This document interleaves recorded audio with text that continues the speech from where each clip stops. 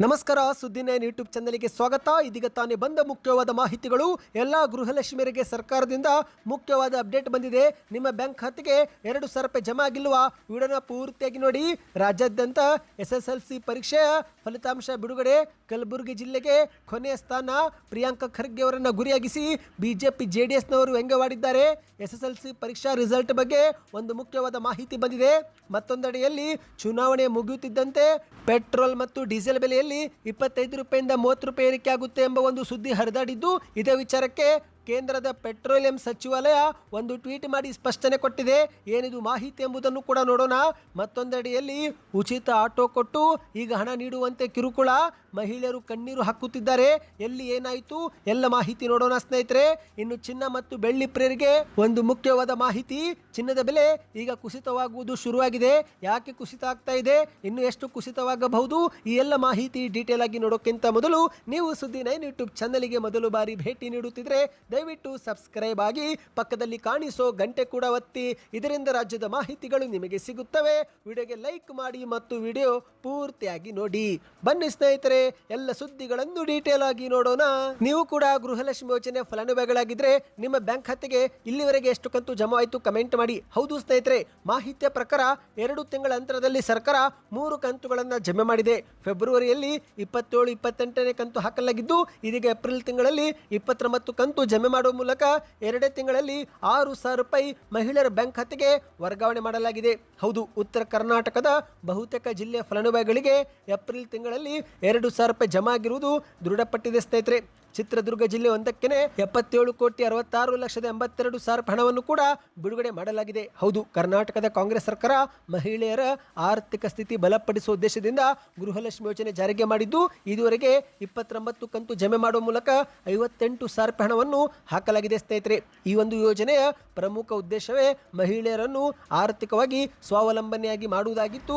ಈಗ ಅದರಂತೆ ಗೃಹಲಕ್ಷ್ಮಿ ಯೋಜನೆ ಆರಂಭವಾದ ನಂತರ ರಾಜ್ಯದಲ್ಲಿ ಮಹಿಳೆಯರ ಜೀವನದಲ್ಲಿ ಗಮನಾರ್ಹ ಬದಲಾವಣೆ ಆಗಿರುವುದು ಕಂಡು ಬಂದಿದೆ. ಹೌದು ಸ್ನೇಹಿತರೆ, ಮಹಿಳೆಯರು ಗೃಹಲಕ್ಷ್ಮಿ ಯೋಜನೆ ಹಣವನ್ನೇ ಕೂಡಿಟ್ಟು ಮನೆಯ ಖರ್ಚು, ಮಕ್ಕಳ ಶಿಕ್ಷಣ, ಆರೋಗ್ಯ ಸೇರಿದಂತೆ ಸಣ್ಣ ಉಳಿತಾಯಕ್ಕೆ ಈ ಒಂದು ಹಣವನ್ನು ಬಳಸಿಕೊಳ್ಳುತ್ತಿದ್ದಾರೆ. ನಿಮ್ಮ ಬ್ಯಾಂಕ್ ಖಾತೆಗೆ 2,000 ರೂಪಾಯಿ ಜಮಾ ಆಗಿದ್ರೆ ಕಮೆಂಟ್ನಲ್ಲಿ ಎಸ್ ಎಂದು ಕಮೆಂಟ್ ಮಾಡಿ ಮತ್ತು ಯಾವ ಊರಿನಿಂದ ವಿಡಿಯೋ ನೋಡ್ತಾ ಇದ್ದೀರಾ ಕಮೆಂಟ್ ಮಾಡಿ ಸ್ನೇಹಿತರೆ. ಇನ್ನು ಮಾಹಿತಿಯ ಪ್ರಕಾರ ಇನ್ನೂ ಸಾಕಷ್ಟು ಮಹಿಳೆಯರು ಗೃಹಲಕ್ಷ್ಮಿ ಯೋಜನೆ ಹಣವನ್ನು ಪಡೆದುಕೊಳ್ಳುತ್ತಿಲ್ಲ. ಹೌದು ಸ್ನೇಹಿತರೆ, ಸರ್ಕಾರ ಬ್ಯಾಂಕ್ ಖಾತೆಗೆ KYC ಪ್ರಕ್ರಿಯೆ ಪೂರ್ತಿ ಮಾಡಿಕೊಳ್ಳಿ, ಆಧಾರ್ ಕಾರ್ಡ್ ಲಿಂಕ್ ಮಾಡಿಕೊಳ್ಳಿ ಎಂದು ಹಲವು ಬಾರಿ ಸೂಚನೆ ನೀಡಿದ್ರು. ಇನ್ನೂ ಲಕ್ಷಾಂತರ ಮಹಿಳೆಯರು ಈ ಒಂದು KYC ಪ್ರಕ್ರಿಯೆ ಪೂರ್ತಿ ಮಾಡಿಕೊಂಡಿಲ್ಲ. ಹಾಗಾಗಿ ಸರ್ಕಾರ ಹಣ ಬಿಡುಗಡೆ ಮಾಡಿದ್ರು ಫಲಾನುಭವಿಗಳಿಗೆ ಹಣ ಜಮಾ ಆಗುತ್ತಿಲ್ಲ. ಬನ್ನಿ ಸ್ನೇಹಿತರೆ, ಮತ್ತೊಂದು ಮಾಹಿತಿಗೆ ಹೋಗೋಣ.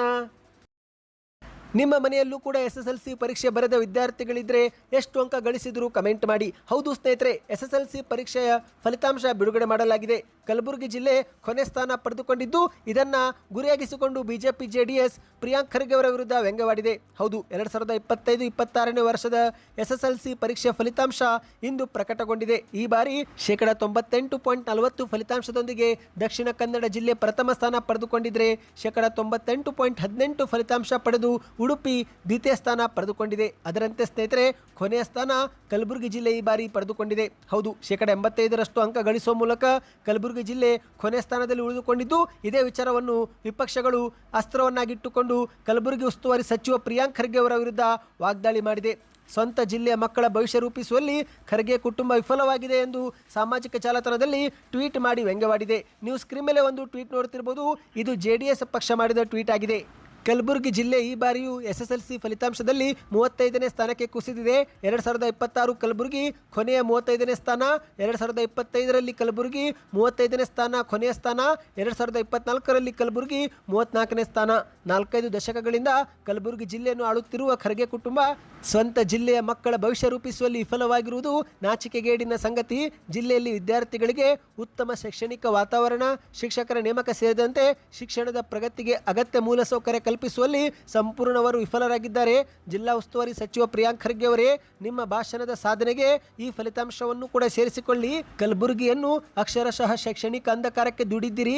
ಮಾತಿನಲ್ಲಿ ತೋರಿಸುವ ಶೌರ್ಯವನ್ನು ಶಿಕ್ಷಣದ ಸುಧಾರಣೆಯಲ್ಲಿ ತೋರಿಸಿ ನಾಟಿಕೊಳ್ಳಿ ಮಿನಿಸ್ಟರ್ ಎಂದು JDS ಟ್ವೀಟ್ ಮಾಡಿದೆ. ಅಂದಹಾಗೆ ಸ್ನೇಹಿತರೆ, ಈ ಬಾರಿ ದಕ್ಷಿಣ ಕನ್ನಡ ಜಿಲ್ಲೆ ಮೊದಲ ಸ್ಥಾನ ಪಡೆದುಕೊಂಡಿದ್ದು, ಉಡುಪಿ 2ನೇ ಸ್ಥಾನ, ಉತ್ತರ ಕನ್ನಡ 3ನೇ ಸ್ಥಾನ, ಹಾಸನ 4, ಮಂಡ್ಯ 5, ಶಿರಸಿ 6, ಹಾವೇರಿ 7, ಕೊಡಗು 8, ಶಿವಮೊಗ್ಗ 9, ವಿಜಯನಗರ 10, ಬೆಂಗಳೂರು ಗ್ರಾಮಾಂತರ 11, ಧಾರವಾಡ 12, ಕೋಲಾರ 13, ಬಾಗಲಕೋಟೆ 14, ಬೆಂಗಳೂರು ಉತ್ತರ 15, ಗದಗ 16, ಚಿಕ್ಕಮಗಳೂರು 17, ಬೆಳಗಾವಿ 18, ದಾವಣಗೆರೆ 19, ಮೈಸೂರು 20, ರಾಯಚೂರು 21, ವಿಜಯಪುರ 22, ಚಿಕ್ಕೋಡಿ 23, ಬಳ್ಳಾರಿ 24, ಕೊಪ್ಪಳ 25, ರಾಮನಗರ 26, ಚಿತ್ರದುರ್ಗ 27, ಬೀದರ್ 28, ತುಮಕೂರು 29, 30 ಚಾಮರಾಜನಗರ, ಯಾದಗಿರಿ 31, ಬೆಂಗಳೂರು ದಕ್ಷಿಣ 32, ಚಿಕ್ಕಬಳ್ಳಾಪುರ 33, ಮಧುಗಿರಿ 34 ಮತ್ತು ಕೊನೆಯದಾಗಿ ಕಲಬುರಗಿ 35ನೇ ಸ್ಥಾನ ಪಡೆದುಕೊಂಡಿದೆ. ನಿಮ್ಮ ಊರು ಯಾವ ಸ್ಥಾನ ಪಡೆದುಕೊಂಡಿದೆ ಕಮೆಂಟ್ ಮಾಡಿ. ಬನ್ನಿ ಮತ್ತೊಂದು ಮಾಹಿತಿಗೆ ಹೋಗೋಣ.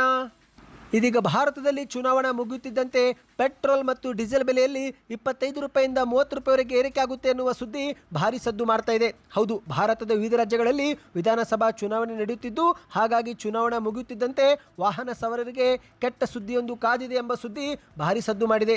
ಅಂತಾರಾಷ್ಟ್ರೀಯ ಮಾರುಕಟ್ಟೆಯಲ್ಲಿ ಯುದ್ಧದ ಪರಿಣಾಮದಿಂದ ಕಚ್ಚಾ ತೈಲ ಬೆಲೆ ಏರಿಕೆ ಆಗುತ್ತಿರುವುದರಿಂದ ಚುನಾವಣೆ ಮುಗಿಯುತ್ತಿದ್ದಂತೆ ಭಾರತದಲ್ಲಿ ಪೆಟ್ರೋಲ್ ಮತ್ತು ಡೀಸೆಲ್ ಬೆಲೆಗಳು ಲೀಟರ್ಗೆ 25 ರೂಪಾಯಿಂದ 30 ರೂಪಾಯಿವರೆಗೆ ಏರಿಕೆ ಆಗುವ ಸಾಧ್ಯತೆ ಇದೆ ಎಂದು ಹೇಳಲಾಗ್ತಾ ಇದೆ. ಸ್ನೇಹಿತರೆ, ಸದ್ಯ ಈ ಒಂದು ಸುದ್ದಿ ಭಾರಿ ಸದ್ದು ಮಾಡುತ್ತಿದ್ದಂತೆ ಇತ್ತ ಕೇಂದ್ರದ ಪೆಟ್ರೋಲಿಯಂ ಸಚಿವಾಲಯ ಮಧ್ಯ ಪ್ರವೇಶಿಸಿ ಈ ಒಂದು ವದಂತಿಯನ್ನು ತಳ್ಳಿ ಹಾಕಿದೆ. ಅಷ್ಟು ಮಾತ್ರವಲ್ಲ, ಪೆಟ್ರೋಲ್ ಮತ್ತು ಡೀಸೆಲ್ ಬೆಲೆ ಏರಿಕೆ ಮಾಡುವ ಯಾವ ಸಾಧ್ಯತೆಯೂ ನಮ್ಮ ಮುಂದೆ ಇಲ್ಲ ಎಂದು ಕೂಡ ಸ್ಪಷ್ಟನೆ ಕೊಟ್ಟಿದೆ.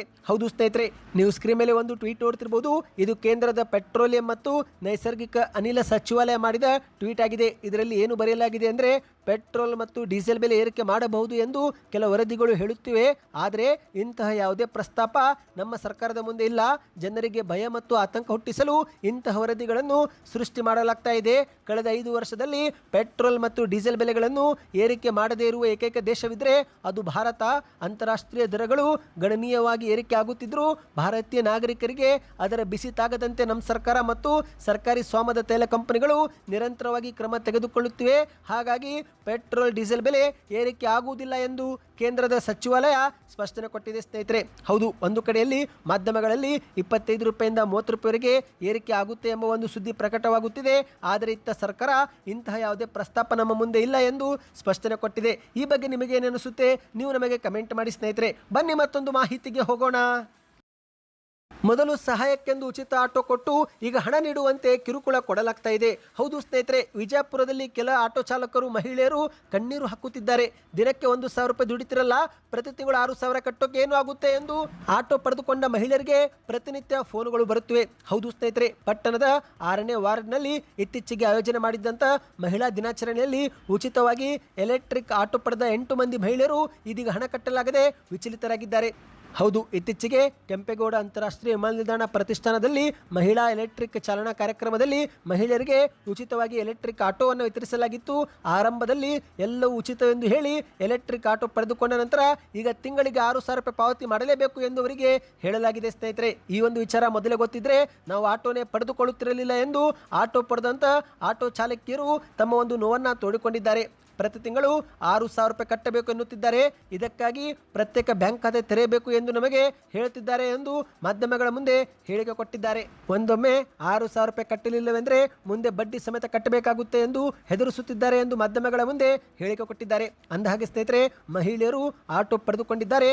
ಆದರೆ ಈ ಮಹಿಳೆಯರ ಆಟೋಗಳಲ್ಲಿ ಹತ್ತಲು ಗ್ರಾಹಕರು ಕೂಡ ಭಯಪಡ್ತಿದ್ದಾರೆ. ಹಾಗಾಗಿ ದುಡಿಮೆ ನಡೆಯುತ್ತಿಲ್ಲ, ಈಗ ನಾವು ಹಣ ಹೇಗೆ ಕಟ್ಟಬೇಕು ಎಂದು ವಿಚಲಿತರಾಗಿದ್ದಾರೆ. ಸ್ನೇಹಿತರೆ, ಇನ್ನು ಇಲ್ಲಿ ಮತ್ತೊಂದು ಮಾಹಿತಿ ಏನೆಂದರೆ, ಈ ಆಟೋ ಪಡೆದುಕೊಂಡಂತ ಮಹಿಳೆಯರಿಗೆ ಕೇವಲ 20 ದಿನಗಳ ಕಾಲ ಚಾಲನಾ ತರಬೇತಿ ಕೊಟ್ಟಿದ್ದಾರೆ. ಹಾಗಾಗಿ ಇವರಿಗೂ ಕೂಡ ದೂರದ ಪ್ರಯಾಣ, ಟ್ರಾಫಿಕ್ನಲ್ಲಿ ಸಿಲುಕಿಕೊಂಡಾಗ ಆಟೋ ಚಲಾಯಿಸಲು ಇವರಿಗೂ ಕೂಡ ಭಯವಾಗುತ್ತಿದೆ ಎಂದು ಸ್ವತಃ ಅವರೇ ಹೇಳಿಕೊಂಡಿದ್ದಾರೆ.